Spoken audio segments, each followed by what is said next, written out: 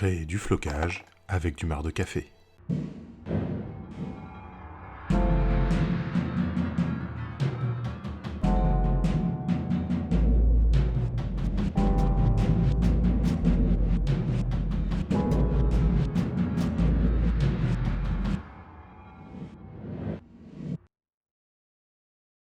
Voici une recette pour créer du flocage à partir de marc de café. Donc le marc de café, je vais le récupérer après chaque café qu'on va faire. Je vais le laisser sécher au soleil en extérieur. Je vais en mettre une partie dans une petite boîte et je vais mélanger à peu près moitié-moitié de pigments et de marc de café. Donc j'utilise plusieurs pigments de vert. On a un pigment qui est un vert moyen, un pigment qui est un vert foncé très saturé, et on mélange bien. Pour compléter la texture de ce flocage, je vais rajouter des petites boulettes de buisson, de flocage buisson, puis une petite préparation à partir de paille et de différentes herbes, de petits morceaux de bois, etc.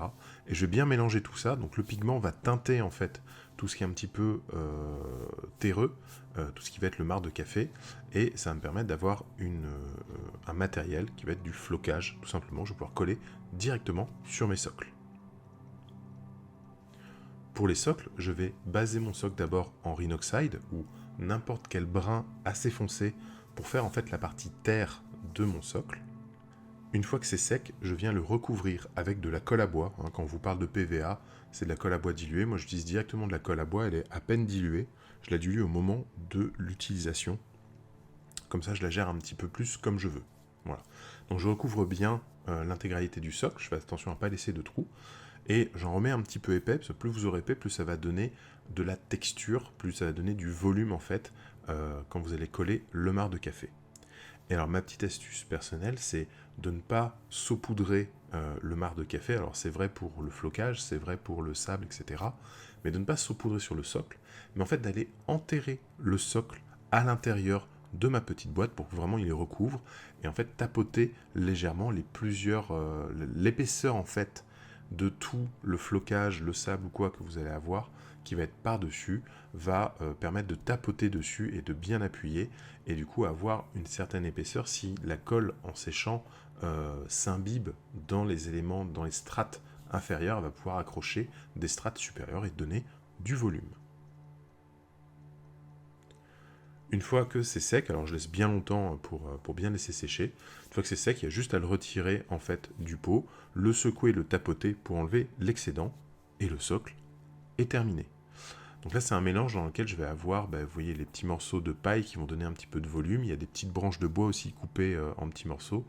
Il y a de la mousse de flocage, il y a des grains de différentes épaisseurs, et donc ce marc de café qui va permettre d'avoir la texture principale en fait. Et ça va donner un flocage un petit peu fond de forêt, sous bois, chose comme ça, voilà. Quelque chose qui va être assez épais, assez moussu, avec des petits éléments assez variés.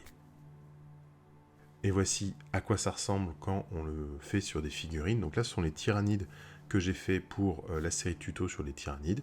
Et j'ai juste mis la colle sur le socle et passé comme ça les figurines à l'intérieur de mon pot de flocage. Ça permet d'avoir un flocage qui est facile d'utilisation. C'est aussi très chouette pour du décor. Et c'est quelque chose qui va tout de suite avoir un rendu assez intéressant. Après, on va pouvoir varier ce flocage en variant les pigments qu'on va mettre à l'intérieur et en variant les éléments qu'on va ajouter avec ce marc de café. Alors le marc de café, du coup, moi c'est un matériau au fait qui m'intéressait parce que la consommation de café à la maison est assez importante, et c'est pas moi qui en bois, mais du coup récupérer ce marc, il y a un côté recyclage déjà. Je me disais c'est un peu dommage tous les jours de jeter cette dose de matière en fait, et je cherchais à en faire quelque chose. Et là, ça se teinte super bien au pigment juste en mélangeant. Je trouve que le rendu est vraiment très bon. Et c'est une matière première qui est super intéressante. En fait, c'est vraiment votre base pour créer votre flocage à vous. Après, on peut rajouter plein de choses à l'intérieur pour varier la texture, etc. Mais vous avez une très bonne base avec ce marc de café. Et en plus, ça laisse une légère odeur de café dans l'atmosphère, ce qui n'est pas désagréable quand on aime ça. Comme d'habitude, vous allez pouvoir retrouvez l'intégralité des tutoriels sur la chaîne YouTube et sur le site internet grégoric.com. Et si vous voulez me donner un petit coup de pouce, vous pouvez participer au Tipeee pour aider financièrement la chaîne et tous les à côté. Voilà, je vous fais plein de bisous, je vous dis à très bientôt pour un nouveau tuto.